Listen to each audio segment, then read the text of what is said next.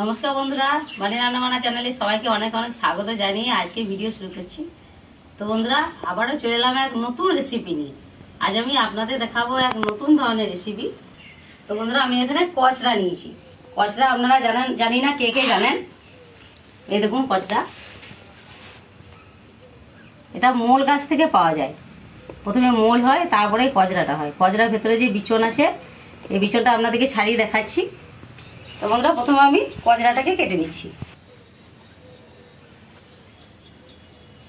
এভাবে হালকা করে খোসাটাকে ছাড়িয়ে নিতে হবে।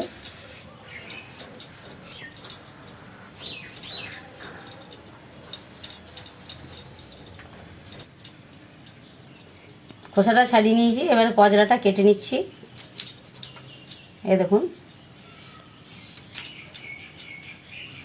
কচড়ার মধ্যে বিচনটা বাদ দিয়ে দিচ্ছি।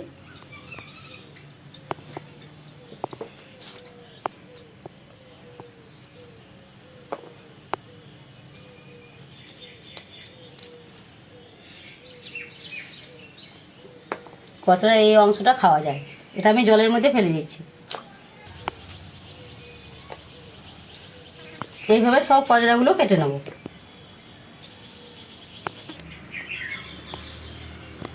দেখুন বন্ধুরা, আমার সব কচড়াগুলো কাটা হয়ে গেছে।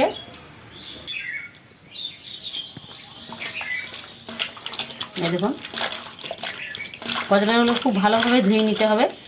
এই দেখুন বন্ধুরা, কচড়ার মধ্যে এই বিচনগুলো বেরিয়েছে। কচড়াটা কিন্তু মোল গাছ থেকে হয়, মোলটাও খাওয়া যায়। আর কচড়ার এই যে অংশটা, এটা নানা রকম করে সবজি করে খাওয়া যায়, অনেক কিছু হয়। আর কচড়ার মধ্যে এই বিচনটা থেকে কিন্তু তেল হয়।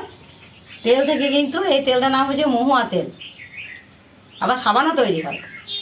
তো বন্ধুরা, আমি এই কচড়া দিয়ে একটি সুন্দর রেসিপি বানাবো। তো বন্ধুরা, কচড়া অনেক কাজে লাগে খেতে।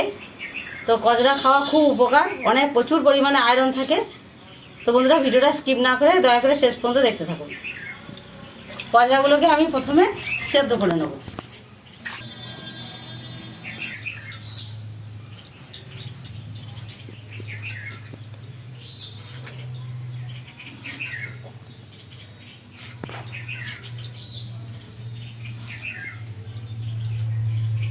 আলুগুলো এইভাবে কেটে নেব। দুটো আলু কেটে নিয়েছি। এবার আমি প্রেসার কুকারে হালকা একটু ভাপিয়ে নেব, নিয়ে জলটাকে ফেলে দেবো। তো বন্ধুরা, ওইদিকে কচড়াটা সেদ্ধ হচ্ছে, ততক্ষণ আমি কিছু মশলা বেটে নেব। এখানে নিয়েছি আদা, রসুন, জিরে, ধনে, মৌরি, শুকনো লঙ্কা, এটা একসাথে আমি মিক্সিতে পেস্ট করে নিচ্ছি। মশলাটা বেটে নিয়েছি। এদিকে কচড়াটাও সেদ্ধ হয়ে গেছে। কচড়াটা আমি ফুটো বাটিতে ছেঁকে নিয়েছি। এদিকে উনুন ধরিয়ে দিয়েছি, উনুনের মধ্যে কড়াই বসিয়ে দিয়েছি। কড়াইয়ের মধ্যে অল্প একটু তেল দিয়ে দিচ্ছি, আলুগুলোকে নেড়ে নেব। তেলটা গরম হয়ে গেছে, আলুগুলোকে দিয়ে দিচ্ছি।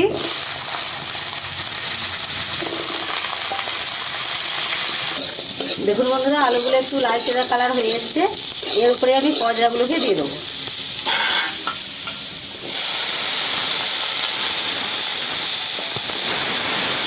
আর একটু নেড়ে নেবো।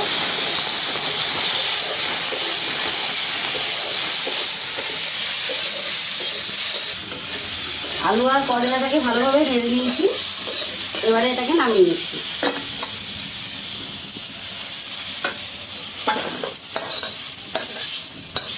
আমি আবারও কড়াইয়ে সরষে তেল দিয়ে দিচ্ছি। দিয়ে দিচ্ছি সামান্য গোটা গরম মশলা, সামান্য গোটা জিরে, কিছু তেজপাতা, দিয়ে দিচ্ছি কুচনো পেঁয়াজ।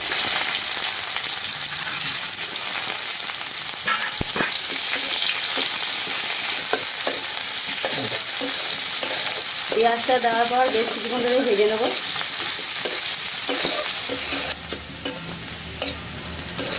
পেঁয়াজটা বাদামি কালার হয়ে এসছে।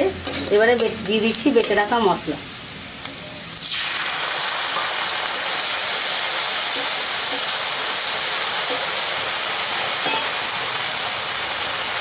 দিয়ে দিচ্ছি হলুদ গুঁড়ো,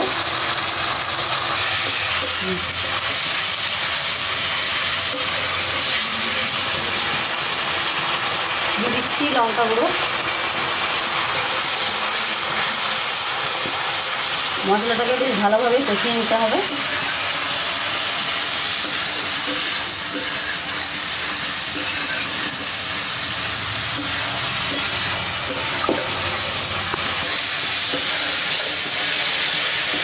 তো বন্ধুরা, এই কচরা কিন্তু আপনারা হাটে বাজারে পাবেন না। এটা বলতে গেলে একরকম ঝাড় ঠান্ডা এই তরকারি, কেন ব্যাঙগুলো সাধারণত এই গাছ খুব কম দেখতে পাওয়া যায়, মোল গাছ দেখতে পাওয়া যায়ই না, আর হাটে বাজারে পাওয়া যায় না। এর কারণ হচ্ছে এটা টাটকা তুলে রান্না করতে হবে, রেখে দিলে কিন্তু এটা নরম হয়ে যাবে। তো বন্ধুরা, আপনাদের যদি ঝাড়খণ্ডে কোনো গাছ সেভাবে থাকে বা ওখানেও যদি থাকতে পারে, তো এইভাবে কজরা রান্না করে দেখবেন, খেতে দারুণ ভালো লাগবে। আর এই রান্না শরীরের পক্ষে খুবই ভালো। মশলাটা বেশ কিছুক্ষণ কষিয়ে নেওয়ার পর আমি এবারে দিয়ে দিচ্ছি আলু আর কচা।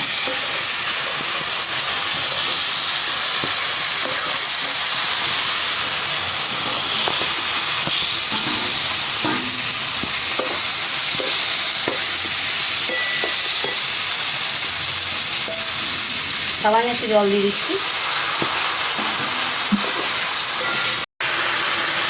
দিয়ে দিচ্ছি পরিমাণ মতো লবণ।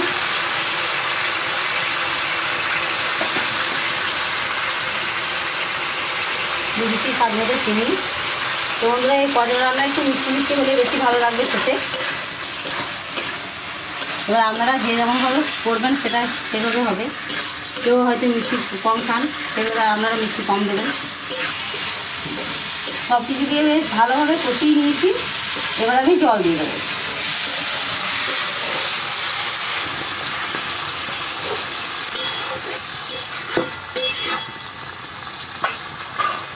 এবারে এটাকে ঢেকে দিচ্ছি।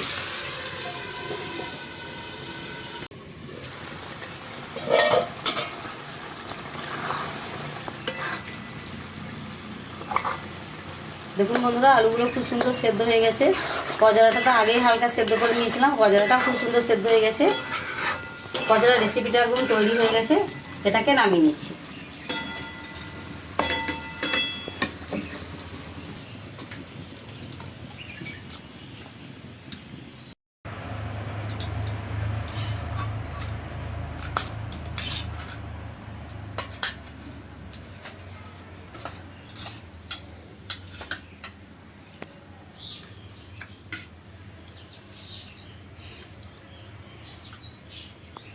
তো বন্ধুরা, দারুণ হয়েছে। গরম ভাত বা রুটির সাথে একদম জমে যাবে। তো বন্ধুরা, আপনারা কজরা পেলে এইভাবে অবশ্যই রান্না করে দেখবেন, খেতে দুর্দান্ত লাগবে। এই ধরনের নতুন নতুন রেসিপি দেখার জন্য বানি রান্না বান্না চ্যানেলটিকে অবশ্যই সাবস্ক্রাইব করে পাশে থাকবেন। আপনারা ভালো থাকুন, সুস্থ থাকুন। দেখা হচ্ছে পরের ভিডিওয়। ধন্যবাদ।